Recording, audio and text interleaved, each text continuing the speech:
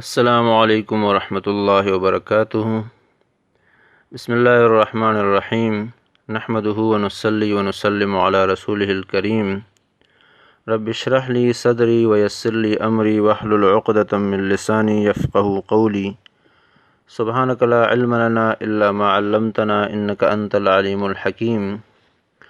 خوږو اوریدونکو د پروګرام سیرت مصطفی قدم به قدم سره ستاسو ورور کفیل احمد حقانی ستاسو په درون خدمت کې حاضر دی. محترم اوریدونکو، خپلو خوږو اوریدونکو د تعلیم، تربیت او د فایدې دپاره د سیرت مصطفی قدم به قدم په نوم سره د یو اهم مهم آغاز کوي. دې لپاره چې ټول اوریدونکي خصوصا زموږ نوجوان نسل د خپل پیغمبر امام الانبیاء سید الکونین خاتم النبیین حضرت محمد صلی الله علیه وسلم د زندګۍ د هر اړخ نه خبر شي او د نبی علیه الصلاة والسلام په نقش قدم باندې روان شي او صحیح متبعین سنت جوړ شي. الله جل شانه دې ماته په صحیح طریقې سره د بیانولو، تاسو ته په غور سره د اوریدو او مونږ ټولو ته د الله رب العزت په دې باندې د پوره عمل کولو توفیق راکړي.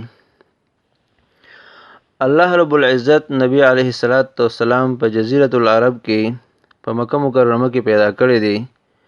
د جزیرة العرب مختصر غوندې وضاحت د نبی علیه الصلاة والسلام خاندانی پس منظر، د نبی علیه الصلاة والسلام نسب، پیدایش او د پیدایش نه تر وفات پورې د پوره زندګۍ هر یو اړخ او هر یو ادا او هر یو جهت به انشاءالله العزیز په راتلونکي پروګرامونو کې په تفصیل سره بیانو. خو دې طرف ته تلو نه مخکې په ننني پروګرام کې به انشاءالله العزیز د تاسو سره د نبی علیه الصلاة والسلام د شخصیت، د هغوی د سیرت، د اهمیت او د ضرورت سره متعلقه یو څو اهم خبرې شریکوم.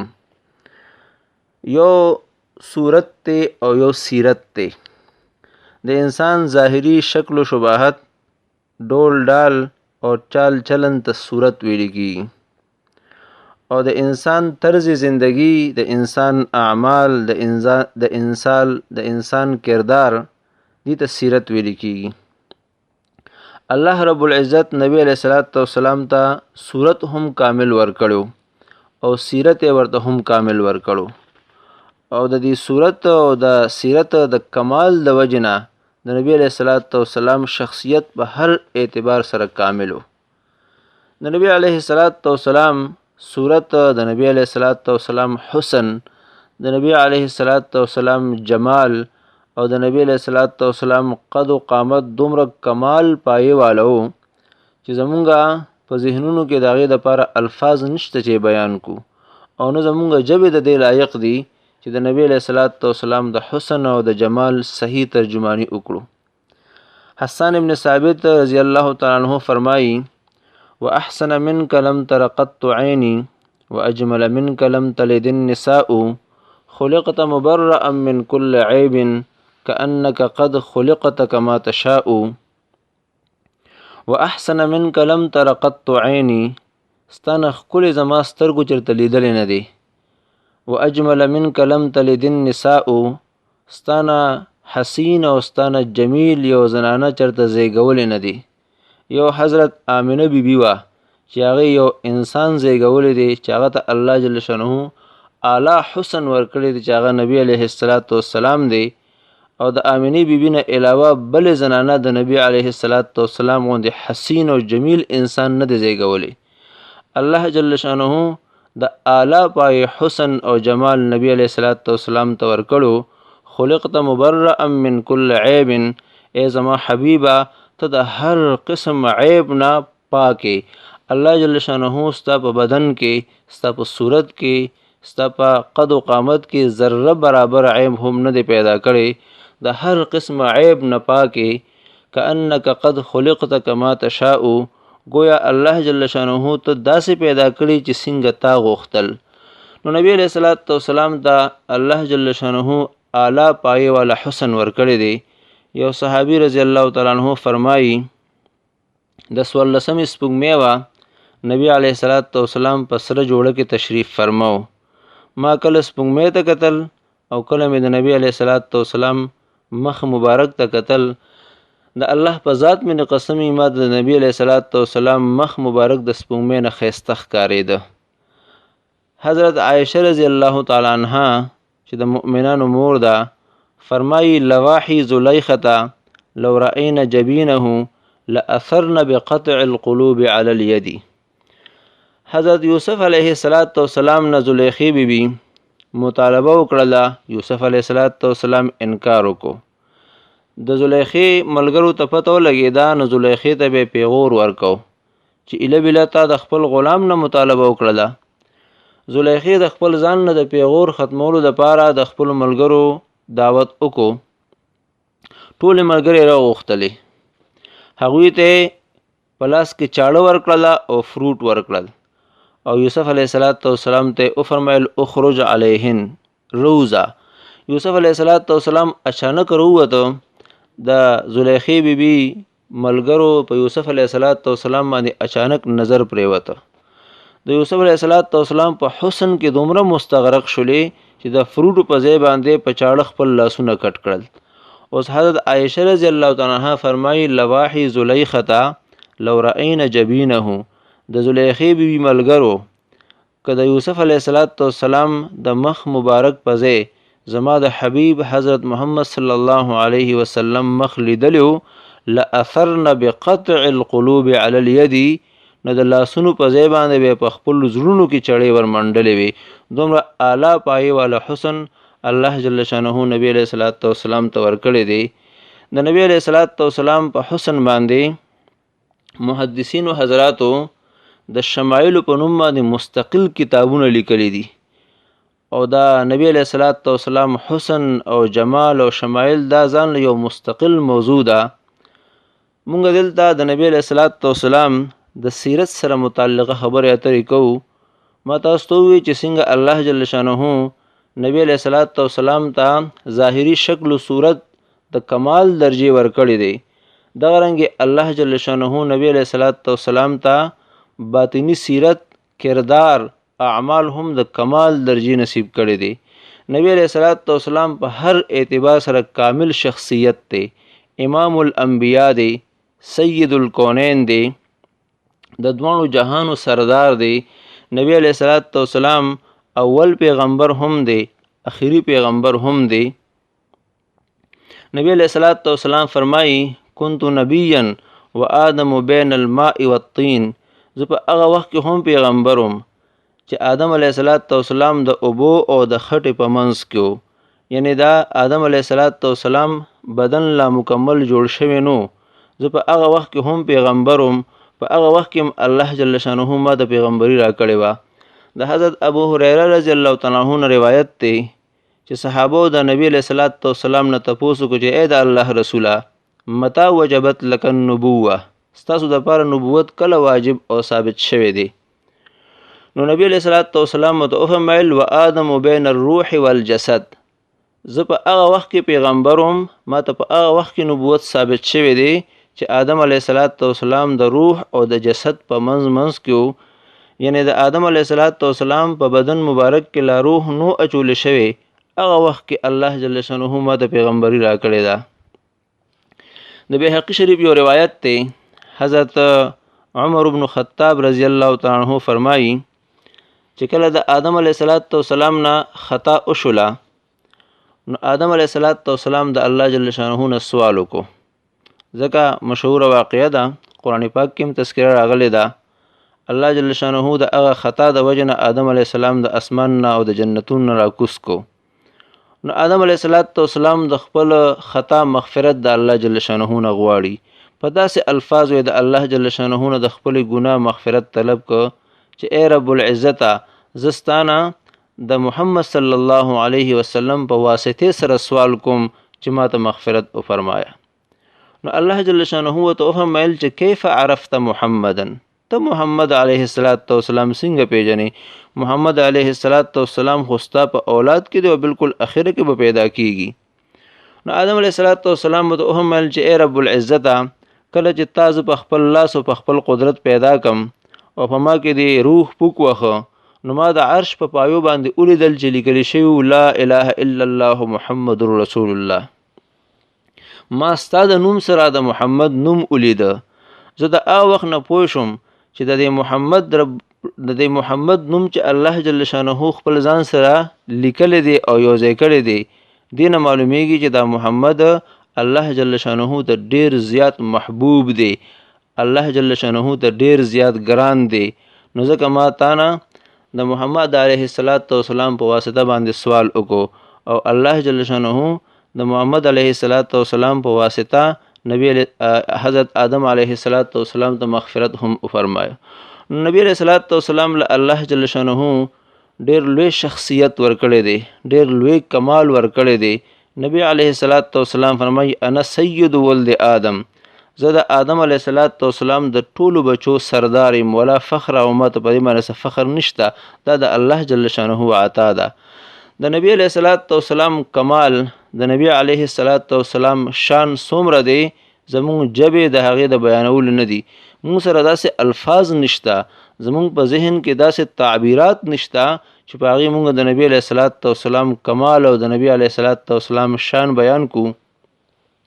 یو شاعر نبی علیه السلام ته په شعر کې ډیر په بهترین انداز کې د خپل محبت هغه پیرزونې وړاندې کړي دي. فرمایي یا صاحب الجمال و یا سید البشر من وجهك المنیر لقد نور القمر لا يمكن الثناء كما كان حقه بعد از خدا بزرگ توی قصه مختصر. یا صاحب الجمال و یا سید البشر، ای د حسن او د جمال خاونده او ای د ټولو انسانانو سرداره، من وجهك المنیر لقد نور القمر، ستا د روخانه مخ د وجه نه سپوږمۍ روخانه ده. لا يمكن الثناء كما كان حقه، د نبی علیه السلام د تعریف، د مدح او د ثنا چې څنګه حق دی، هغه عمره ثنا او تعریف د نبی اسلام ممکن نه ده، مونږ نشو بیانولی. مونږ د نبی علیه السلام کما حقه تعریف نشو کولی، مونږ د نبی علیه السلام کما حقه مدح نشو کولی. خو خبره زه په یو خلاصه باندې خلاصوم، بعد از خدا بزرگ توی قصه مختصر. د الله جل شانه نه رستو ستا مرتبه دا خبره خلاصه. یو مرتبه د رب العزت ته، د رب العزت مرتبه ته څوک نشي رسیدی، هغه د ټول کائنات خالق دی، رب دی، مالک دی. نو محمد علیه السلام خالق نه دی، الله نه دی، مالک نه دی، خو د رب العزت نه رستو په ټول کائنات کې د ټول نه لویه مرتبه دا د محمد علیه السلام ده. نبی علیه السلام الله جل شانه موږ تاسو ته مبعوث کړی دی. څه دپاره نبی علیه السلام را لېږلی شوی دی؟ پیغمبري نبی علیه السلام ته الله جل شانه څه دپاره ورکړې ده؟ نبی علیه السلام فرمایي انما بعثت معلما، زه خپل امت ته معلم را لېږلی شویم، زه به خپل امت ته دین خیم، زه به خپل امت ته د زندګۍ تیرولو طرز او طریقه خیم. قرآن پاک د الله جل شانه دستور دی. نبی علیه السلام الله جل شانه د قرآن پاک معلم را لېږلی دی. بیا نبی علیه السلام چې مونږ تاسو ته څومره تعلیم راکوي هغه د ځان نه راکوي. الله جل شانه فرمایي وما ينطق عن الهوى ان هو الا وحي يوحى. نبی علیه السلام د ځان نه یو خبره هم نه کوي، چې کومه خبره کوي هغه ورته د الله جل شانه له طرف نه وحی شوی وي. دا وحی علما کرام فرمایي چې په دوه قسمه ده، یو وحی جلی ده او یو وحی خفی ده. به الفاظ دیگر یو وحی مطلوع ده او یو وحی غیر مطلوع ده. قرآن پاک دا وحی جلی او وحی مطلوع ده. د جبرائیل علیه السلام په واسطه باندې الله جل شانه نبی علیه السلام ته چې کومه وحی راوړي او موږ تاسو د هغې تلاوت کوو، دا وحی جلی ده. او وحی خفی او وحی غیر مطلوع دا د نبی علیه السلام اقوال دي. نبی علیه السلام چې موږ تاسو ته څومره دین ښودلی دی او د نبی علیه السلام چې څومره احادیث دي دا هم وحی غیر مطلوع ده، دا هم د الله جل شانه د طرف نه وحی ده. الله جل شانه د نبی علیه السلام په زړه کې الهام کوي او د خپل طرف نه خپل پیغمبر ته تعلیم ورکوي او پیغمبر بیا زموږ دپاره معلم دی. ځکه نبی علیه السلام باره کې الله جل شانه فرمای لقد کان لکم فی رسول الله اسوه حسنه، ستاسو د پاره د نبی علیه السلام په ذات مبارکه او په سیرت مطهره کې بهترین نمونه پرته ده. پیغمبر الله جل شانه د پاره را لېږي چې هغه د امت د پاره رول ماډل وي، هغه د امت مقتدا وي، هغه د امت امام وي، هغه د امت د زندګۍ تیرولو د پاره معیار وي. امت با خپل پیغمبر ته ګوري او د پیغمبر د سیرت مطابق به زندگی تیری. او عمده مفهوم او عمده معنا الله جل شانه او عمده مضمون الله جل شانه په قرآن پاک کې داسې ذکر کړی دی وما ارسلنا من رسول الا ليطاع باذن الله. مونږ نه رالیږو یو پیغمبر مګر دې لپاره رالیږو چې د هغه اطاعت وکړي شي. نو څومره پیغمبران چې الله جل شانه خپل امتونو ته رالیږلي دي دې لپاره رالیږلي دي چې امت د خپل پیغمبر اطاعت وکړي. حبیب کبریا حضرت محمد صلی الله علیه وسلم الله جل شانه موږ تاسو ته رالیږلي دي دې لپاره رالیږلي دي چې موږ تاسو د نبی علیه الصلاۃ والسلام اتباع وکړو، موږ د نبی علیه الصلاۃ والسلام اطاعت وکړو. او د نبی علیه الصلاۃ والسلام د اطاعت اهمیت دومره زیات دی چې په قرآن پاک کې چې الله جل شانه کم ځای کې د خپل اطاعت حکم کوي نو د خپل حبیب د اطاعت حکم ورسره کوي. الله جل شانه فرمای استجیبوا لله وللرسول، د الله خبرم اومنه، د الله پاک اجابت مو کې او داغه د رسول اجابت مو کې، داغه د رسول خبر هم اومنه. نو ارزه کې په قرآن پاک کې الله جل شانه د خپل اطاعت د حکم سره سره د خپل رسول د اطاعت حکم هم کوي. او الله جل شانه په سورۃ حشر کې فرمایي وما آتاکم الرسول فخذوه وما نهاکم عنه فانتهوا. په کوم څیز باندې چې نبی علیه الصلاۃ والسلام تاسو ته راتګ کړی دی فخذوه هغه اونیسئ، یعنې په هغې باندې کلک عمل وکړئ. وما نهاکم عنه او د کوم څیزونو نه چې نبی علیه الصلاۃ والسلام تاسو منع کوي د هغې نه منع شئ. نو یو مامورات دي چې د کومو څیزونو نبی علیه الصلاۃ والسلام حکم کړی دی د الله جل شانه له طرف نه موږ تاسو ته حکم دا دی چې موږ په هغې باندې عمل کوو. او یو نواهي دي د کومو څیزونو نه چې نبی علیه الصلاۃ والسلام موږ منع کړي وو د هغې نه به موږ ځان بچ کوو. په سورۃ نساء کې الله جل شانه فرمایي ومن یطع الله ورسوله فقد فاز فوزا عظیما.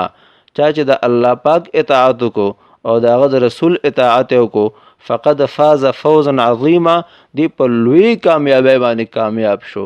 گویا الله جل شانه د دنیا او د آخرت کامیابی په خپل او د خپل حبیب په اطاعت کې اخوده ده.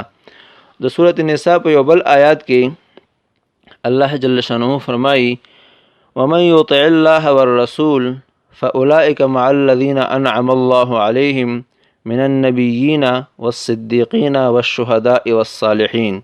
څوک چې د الله پاک اطاعت وکي او د رسول الله اطاعت وکي دا کسان د دې به د قیامت په ورځ باندې حشر د چا سره وي. فأولئك مع الذين أنعم الله عليهم، چې کم منعم علیهم دي په کومو خلکو چې الله جل شانه انعام کړي دي. څلور قسم خلق دي من النبیین والصدیقین والشهداء والصالحین. دا څلور قسم خلق دا منعم علیهم دي، په دوی باندې الله جل شانه انعام کړی دی. که ته وایې چې د قیامت په ورځ باندې زما حشر د انبیا علیهم السلام د صدیقینو د شهداو د بزرګانو سره وشي نو د هغې لپاره لاره الله جل شانه موږ تاسو ته دا ښودلې ده چې موږ د الله او د رسول اطاعت وکړو. او بیا د نبی علیه الصلاۃ والسلام د اطاعت عظمت د الله جل شانه په نسبت باندې دومره زیات دی چې الله جل شانه د خپل اطاعت د پاره د نبی علیه الصلاۃ والسلام اطاعت معیار ګرځولی دی. قرآن پاک کې الله جل شانه فرمایي من یطع الرسول فقد اطاع الله. چا چې د رسول اطاعت وکړو په تحقیق سره د الله جل شانه اطاعت وکړو. گویا د الله جل شانه اطاعت د الله قابل قبول چې د رسول اطاعت وي، یعنی د الله جل شانه د اطاعت د پاره د رسول الله اطاعت معیار دی، د رسول الله اطاعت شرط دی. به الفاظ دیگر د نبی علیہ الصلوۃ والسلام د اتباع او د اطاعت نه بغیر د الله جل شانه اطاعت نه کېدی شي نه ممکن دی او نه قابل قبول دی، بلکې الله جل شانه د خپل محبت د پاره د نبی علیہ الصلوۃ والسلام اطاعت معیار ګرځولې دی. قرآن پاک کې الله جل شانه فرمایي قل ان کنتم تحبون الله فاتبعوني يحببكم الله ويغفر لكم ذنوبكم. ای زما حبیبا د خپل امت ته وایا ان کنتم تحبون الله، کچره تاسو د الله جل شانه سره محبت کوئ نو الله رب العزت فرمایي چې زما د محبت یو معیار دی، زما د محبت د پاره یو شرط دی، هغه شرط پوره کړئ نو محبت هم قابل قبول دی. هغه څه دی؟ فتبعوني، ای زما حبیبه ته ورته ووایه چې زما اتباع وکړئ. نو نبی علیہ الصلوۃ والسلام اتباع او د نبی علیہ الصلوۃ والسلام اطاعت دا د الله جل شانه د محبت د پاره معیار دی. یعنی مونږ د الله جل شانه د محبت دعوه کوو نو دا دعوه د الله جل شانه په نسبت باندې ال قابل قبول ده چې مونږ د نبی علیہ الصلوۃ والسلام اتباع او اطاعت کوو. او صرف دوره نه چې مونږ د نبی علیہ الصلوۃ والسلام اتباع کوو نو یحببکم الله، الله جل شانه به هم زموږ سره محبت کوي. نو که مونږ د الله جل شانه سره محبت کوو د هغې لپاره هم معیار د نبی اسلام اتباع ده، او که الله جل شانه مونږ سره محبت کوي د هغې لپاره هم معیار او د هغې لپاره هم شرط د نبی علیه الصلوۃ والسلام اتباع ده. د نبی علیه الصلوۃ والسلام د اتباع نه بغیر نه د الله جل شانه اتباع ممکن ده او نه د الله جل شانه محبت د هغې دعوه صحیح ده. نو مونږ تاسو د نبی علیه الصلوۃ والسلام کامل اتباع وکړو. نبی علیہ الصلوۃ والسلام فرمائی من اطاعنی فقد اطاع الله ومن عصانی فقد عصى الله. چا چې زما اتباع وکړه نو د الله جل شانه اتباع وکړه، او چا چې زما نافرمانی وکړه نو د الله جل شانه نافرمانی وکړه. نو موږ به د نبی علیہ الصلوۃ والسلام اتباع کوو او د نبی علیہ الصلوۃ والسلام د نافرمانی نه به ځان ساتو، ځکه الله جل شانه ته د خپل ذات او د خپل حبیب نافرمانی ډیره زیاته ناخوښه ده. قرآن پاک کې الله جل شانه فرمایي ومن یعص الله ورسوله ويتعد حدوده يدخله نارا خالدا فيها. څوک چې د الله او د رسول نافرمانی وکي او د حدودو نه تجاوز وکي، الله جل شانه فرمایي زه به اور ته داخل کم خالدا فيها، همیشه په اور کې پروتي، وله عذاب مهین، او داغه د پاره بس پکون کې عذاب وي. الله جل شانه به دې داسې عذاب کې مبتلا کی چې د اهانت بکیږي. نو د نبی علیہ الصلوۃ والسلام د نافرمانی نه بزان ساتو، د نبی علیہ الصلوۃ والسلام د سیرت مطابق او د نبی علیہ الصلوۃ والسلام د سنت مطابق به زندگی تیرو. الدا الله جل شانه په نسبت باندې زمون ایمان قابل قبول دی او زمون ایمان کامل دی. د نبی علیہ الصلوۃ والسلام د اطاعت نه بغیر او د نبی علیہ الصلوۃ والسلام د محبت نه بغیر د ایمان تکمیل چرته هم نشي کېدی. ځکه نبی علیہ الصلوۃ والسلام فرمایي لا یؤمن احدکم حتی یکون هواه تبعا لما جئت به. په تاسو کې یو کس تر هغه وخت پورې کامل مومن نشي جوړېدی تر څو پورې چې د خواهشات د هغه دین تابع شوي ني کم دین چې ما تاسو ته راوړی دی. نو کم دین چې موږ د نبی علیہ الصلوۃ والسلام راوړی دی، د نبی علیہ الصلوۃ والسلام سنت او د نبی علیہ الصلوۃ والسلام سیرت، چې کله موږ خپل خواهشات د نبی علیہ الصلوۃ والسلام د راوړل شوي دین او د سیرت او د سنتو تابع کړي ني، نو موږ او تاسو کو د کامل ایمان دعوه کوو. دا دعوه زموږ د الله جل شانه په نسبت باندې قابل قبول نه ده، ځکه نبی علیہ الصلوۃ والسلام په خپل فرمایي لا یؤمن احدکم حتی یکون هواه تبعا لما جئت به. او هم دقه رنګې نبی علیہ الصلوۃ والسلام فرمایي لا یؤمن احدکم حتی اکون احب الیه من والده وولده والناس اجمعین. په تاسو کې یو کس تر هغه وخت پورې کامل مومن نشي جوړېدی تر څو پورې چې زه ورته د خپل پلار، د خپل اولاد او د ټولو انسانانو نه زیات ګران نیمه. نو موږ او تاسو به د نبی علیہ الصلوۃ والسلام اطاعت هم په کامله پایه باندې کوو او د نبی علیہ الصلوۃ والسلام سره محبت هم اعلی درجه محبت کوو. داسې محبت به د نبی علیہ الصلوۃ والسلام سره کوو چې هغه محبت موږ د نور چا سره ونه کوو.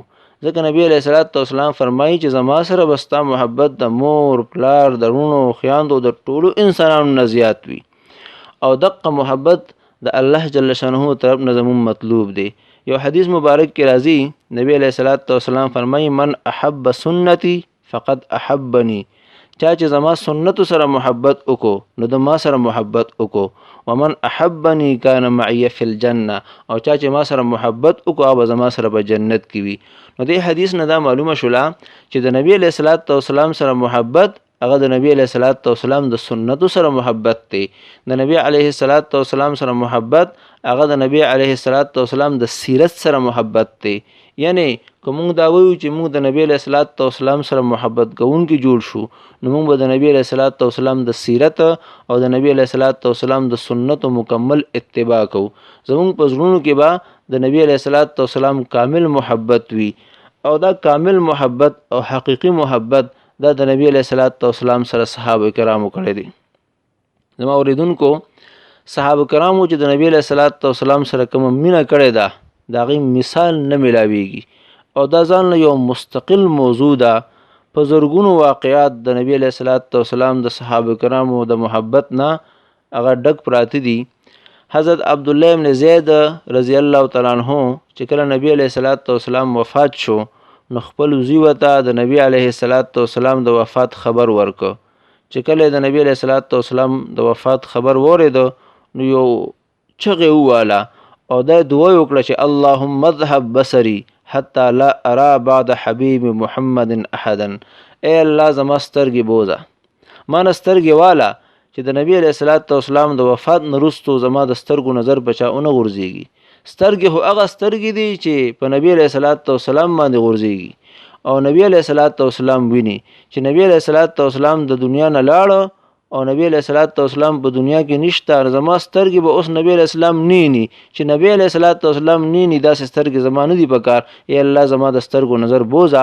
الله جل شانه د دعا قبول کړله او د سترګو نظر یې بوته نو حقیقی محبت د نبی علیہ الصلوۃ والسلام سره صحابه کرامو کړی دی یو واقعه کې راځي د یو سړي نبی علیہ الصلوۃ والسلام سره ډېر محبت زموږ ټولو سره محبت دی الله جل شانه دې زموږ حقیقی محبت نصیب کړي هغه به دا وی کچره زه د نبی علیہ الصلوۃ والسلام او د صحابو په زمانه کې پیدا شوم نو ما به د نبی علیہ الصلوۃ والسلام سره داسې محبت کړو چې داسې محبت په سره بل چا نه کو ما به خپل سر د نبی علیہ السلام نه قربان کړو چې اودو شو د شپې خوب ني نبی علیہ الصلوۃ والسلام په یو موټر کې ناشته او د موټر بریک فیل شو موټر په شار روان دی شاته یو غټ غار دی د چوکتل چې نبی علیہ الصلوۃ والسلام په شار روان دی ندی وی چې زه اخوا دیخوا ګرځیدم کانی می تلاش کول چې کانی می راوغشتل چې دا کانی روړم او د موټر پای ته کېدم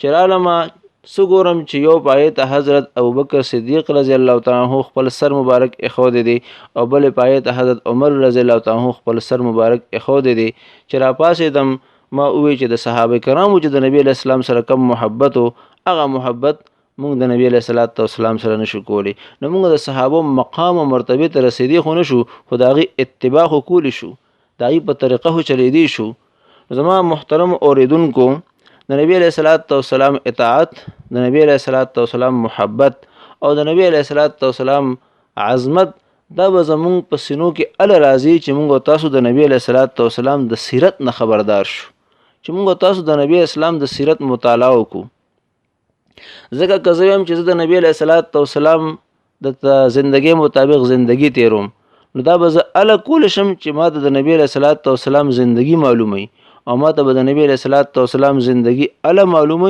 چې زه د نبی علیہ الصلوۃ والسلام د سیرت مطالعه وکم د نبی علیہ الصلوۃ والسلام د وفات نواله تر د نبی علیہ الصلوۃ والسلام د پیدایش نواله تر د نبی علیہ الصلوۃ والسلام د وفات پورې ټوله زندگی صحابه کرامو محفوظ کړي ده په کتابونو کې موجود ده صرف مطالعه کول غواړي او چې مطالعه نه کړي نو د نبی علیہ الصلوۃ والسلام د سیرت اتباع نشو کولی د نبی علیہ الصلوۃ والسلام د سنت اتباع نشو کولی موږ تاسو د نبی علیہ الصلوۃ والسلام د محبت داوه خو بزلورتیا سره کوو او د نبی علیہ الصلوۃ والسلام د عشق داوه خو بزلورتیا سره کوو خو صرف دعوه کافی نه ده بلکې د دعوی د لپاره دلیل ضروری دی او د دې دعوی د لپاره دلیل هغه د نبی علیہ الصلوۃ والسلام اتباع ده نو کوم د نبی علیہ الصلوۃ والسلام د محبت دعوه کوو او د نبی علیہ الصلوۃ والسلام اتباع نه کوو نو دا دعوه اصل بی بنیاد ده. او یو شاعر په ډېرو ښکلو الفاظو کې د دې تعبیر کړی دی. فرمایي تعصر رسولا فانت تظهر حبه هذا لعمري في الفعال بديع لو كان حبك صادقا لأطعته ان المحب لمن يحب مطيع. تعصر رسولا وانت تظهر حبه، ته د نبی علیہ الصلوۃ والسلام نافرمانی کې او هغه سره د محبت اظهار هم کې. هذا لعمري في الفعال بديع، د خپل عمر په مالک مې د قسمی، دا خو ډیره زیاته عجیبه خبره ده. دا ډیره زیاته عجیبه خبره ده. تعصر رسولا فانت تظهر حبه هذا لعمري في الفعال بديع لو كان حبك صادقا لأطعته. کچر استاد نبی علیہ الصلوۃ والسلام سره د محبت داور اختینه وا لأطعته، نو تاب د نبی علیہ الصلوۃ والسلام اطاعت کو. ولی ان المحب لمن يحب مطيع، محبت کوونکی د خپل محبوب اطاعت کوي، محبت کوونکی د خپل محبوب منشا او رضا لټي. نو ته دا څنګه د نبی علیہ الصلوۃ والسلام سره محبت کې چې اطاعت نه کې، د محبت دعوه کې او زندگی د نبی علیہ الصلوۃ والسلام د سیرت نه خلاف تیرې، زندگی د نبی علیہ الصلوۃ والسلام د سنتو نه خلاف تیرې. نبی علیہ الصلوۃ والسلام ته یو زندگی وروړې ده، یو زندگی ته مخې ته اخوده ده. کته حقیقی معنو کې د نبی اسلام سره محبت کوونکې د نبی علیہ الصلوۃ والسلام ټول سیرت خپل کا. زما محترم اوریدونکو، زمون ټول مسلمانانو په زړونو کې الحمدلله د نبی علیہ الصلوۃ والسلام سره ډیره زیاته مینه ده. د نبی علیہ الصلوۃ والسلام د مینې نه بغیر خو سړی مسلمان پاتې کېدی نشي. بیا ولې موږ د سیرت مطالعه نه کوو؟ د هغې بنیادي وجه دا ده چې موږ سیرت ډیر زیات محدود کړی دی. اتباع سنت مفهوم زمونږ په ذهن کې ډیر زیات محدود دی. موږ د نبی علیہ الصلوۃ والسلام اطاعت او اتباع سنت صرف د یو محدود سيزونو پورې خاص کړی دی. زمونږ په ذهن کې د اتباع سنت تعلق صرف د مونځ سره دی چې مونځ به د نبی علیہ الصلوۃ والسلام په طریقه باندې کې. زمونږ په ذهن کې د اتباع سنت تعلق د روزې سره دی، د حج سره دی، د زکات سره دی. یو څو مخصوص سيزونه دي زمونږ په ذهن کې دا دي چې دا سيزونه موږ د نبی علیہ الصلوۃ والسلام د طریقې مطابق کوو. خو که راشو موږ معاشرت ته، نو په معاشرت کې ما ته نه د نبی علیہ الصلوۃ والسلام طریقه معلومه ده او نه زما ذهن کې دا شته چې معاشرت هم د نبی علیہ الصلوۃ والسلام سیرت دی. که موږ معاملاتو ته راشو، نو په معاملاتو کې زمونږ په بازار کې چې څومره دکانداران دي هغوی د خپل خواهش مطابق دکانداری کوي، تاجران د خپل خواهش مطابق تجارت کوي. دا تصور د چا په ذهن کې نشته چې نبی علیہ الصلوۃ والسلام چې څنګه پیغمبر دی او څنګه رهبر دی، نو دا رنګ نبی اسلام تاجر هم پاتې شوی دی. نبی علیہ الصلوۃ والسلام موږ ته د تجارت طریقه هم ښودلې ده. دا خبره زمونږ په ذهن کې نشته چې څنګه نبی علیہ الصلوۃ والسلام موږ تاسو ته مونځ ښودلی دی، روژه ښودلی ده، زکات ښودلی دی. دغه رنګ نبی علیہ الصلوۃ والسلام موږ ته دا هم ښودلی دي چې خاوند به د ښځې سره څنګه زندگی تیری او ښځه به د خاوند سره څنګه زندگی تیری. نبی علیہ الصلوۃ والسلام پلار پاتې شوی دی، نو پلار به د بچو سره څنګه زندگی تیری او بچی به د پلار سره څنګه رویه اختیاری. نبی علیہ الصلوۃ والسلام زمونږ غوندې په یو معاشره کې پیدا شوی دی. نبی علیہ الصلوۃ والسلام نکاح کړی ده، نو موږ تاسو ته د واده طریقه هم ښودلې ده چې واده به موږ څنګه کوو. نو که موږ تاسو ډېر زیات دیندار شو، خو چې کله د واده مقام او د واده موقعه شي، نو هغه وخت کې زموږ په ذهن کې دا نی چې دا هم د نبی علیہ الصلوۃ والسلام یو سنت دی. په دې کې هم د نبی علیہ الصلوۃ والسلام اتباع سنت پکار دی. په دې کې هم نبی علیہ الصلوۃ والسلام زموږ راهنمایي کړې ده او نبی علیہ الصلوۃ والسلام موږ ته مخې ته یو زندگی اخودې ده. نو چونکې زموږ په ذهن کې د اتباع سنت هغه تصور ډیر محدود دی، د دې وجې نه موږ تاسو د سیرت مطالعه اهمیت په ذهن کې نه دی اچولی. د سیرت مطالعه موږ نه کوو. کله چې موږ تاسو د سیرت مطالعه وکړو، نو موږ پته ولګي چې د نبی علیہ الصلوۃ والسلام په زندګۍ کې څومره وسعت دی، د نبی علیہ الصلوۃ والسلام په سیرت کې څومره وسعت دی. د نبی اسلام د پیدایش نه والا تر د نبی علیہ الصلوۃ والسلام تر وفات پورې نبی علیہ الصلوۃ والسلام ګډې چیلې سرولې دي. نبی علیہ الصلوۃ والسلام تجارت کړی دی. نبی علیہ الصلوۃ والسلام اوراره پاتې شوی دی. نبی علیہ الصلوۃ والسلام نوسی پاتې شوی دی. نبی علیہ الصلوۃ والسلام مزاربت کړی دی. نبی علیه الصلاۃ والسلام قاضي پاتې شوی دی، حاکم پاتې شوی دی، امام پاتې شوی دی، سپه سالار پاتې شوی دی. نو د دې ټولو خلکو د پاره د نبی علیه الصلاۃ والسلام په سیرت کې نمونه پرته ده، خو صرف تلاش کول غواړي، د نبی علیه الصلاۃ والسلام د سیرت اتباع کول غواړي. کله چې موږ تاسو د نبی علیه الصلاۃ والسلام د سیرت اتباع وکړو نو موږ تاسو ته پته ولګي چې په سیرت کې څومره فواید دي او په سیرت کې الله جل شانه څومره رموز اخودي دي. ګوره د نبی علیه الصلاۃ والسلام د زندګۍ او د سیرت مطالعه چې موږ وکړو نو علی به موږ د پاره د نبی اسلام د اقتدا ممکن شي. او دویمه خبره دا ده چې د نبی علیه الصلاۃ والسلام د سیرت مطالعه موږ کوو نو د نبی علیه الصلاۃ والسلام ټوله زندگی د کمال نه ډکه ده. د نبی علیه الصلاۃ والسلام ټوله زندگی د جمال نه ډکه ده. د نبی علیه الصلاۃ والسلام په زندګۍ کې به هر ځای کې تا ته کمالات ښکاري. کله چې داسې د کمالاتو او د حسن نه ډکه زندگی ته د نبی علیه الصلاۃ والسلام وګورې نو ستا په زړه کې به د نبی علیه الصلاۃ والسلام عظمت پیدا کیږي، ستا په زړه کې به د نبی علیه الصلاۃ والسلام محبت پیدا کیږي. او کله چې د نبی اسلام عظمت په زړه کې راغی، د نبی علیه الصلاۃ والسلام محبت په زړه کې راغی، نو که زړه دې غواړي کو نه غواړي د نبی علیه الصلاۃ والسلام اتباع ته به مجبوره یې. ستا زړه به په خپله د نبی علیه الصلاۃ والسلام اتباع غواړي، ځکه چې د کم څیز عظمت په زړه کې وي انسان هغه طرف ته ځي. زموږ د معاشرې ناسور دا دی چې موږ د نبی علیه الصلاۃ والسلام سیرت حقیقي معنو کې نه دی خپل کړی. یورپي ممالک هغوی هم د نبی علیه الصلاۃ والسلام د سیرت جوړه مطالعه کوي. او که موږ تاسو نن د معاشرې حالت ته وګورو، مسلمان هر ځای کې نن وخلی کیږي، مسلمان هر ځای کې مظلوم دی. یورپي ممالک ټول په ترقۍ باندې روان دي، مسلمان تنزل باندې روان دی. د هغې وجه دا ده چې د تنزل نه ترقۍ ته د منتقل کېدو دپاره چې کومه لاره پکار ده هغه لاره مو پرېښودې ده. الله جل شانه فرمایي وانتم الاعلون ان کنتم مؤمنین، تاسو به سربالای یې، تاسو به د امت مقتدای یې، تاسو به امامان یې، تاسو به حکمرانان یې، ان کنتم مؤمنین که چېرې تاسو مؤمنان یې. نو مؤمن انسان کله جوړیږي؟ لا یؤمن احدکم حتی یکون هواه تبعا لما جئت به. تاسو ته ما حدیث مخکې پیش کړ چې خپل خواهشات د دین تابع کې او د نبی علیه الصلاۃ والسلام سره د محبت د ارچا نه زیاتی نو ته ال کامل مؤمن او الله جل شانه فرمایي چې ته مؤمن شوي نو وانتم الاعلون. او دا خو واضحه خبره ده. تاسو د نبی علیه الصلاۃ والسلام په زندګۍ باندې نظر واچوئ. نبی علیه الصلاۃ والسلام چې دنیا ته تشریف وروړو هر طرف ته د کفر تیارې وي، هر طرف ته جهالتو، جمدې لوریانې به خلکو خخولې، بت پرستۍ کې خلک مبتلا وو. اوس په داسې د تیارو په دور کې چې نبی علیه الصلاۃ والسلام دنیا ته تشریف وروړو، په 30 کالو کې نبی اسلام کم انقلاب راوست او داسې عظیم انقلاب نبی علیه الصلاۃ والسلام د دغه زمانه جاهلیت په موقع باندې راوسته دي. او د دومره انقلاب د پاره نه بې تحاشا وینه توی شوې ده او نو کورونه اوران شوي دي، نه ښځې سرتور شوي دي. دومره عظیم انقلاب نبی علیه الصلاۃ والسلام راوسته دي.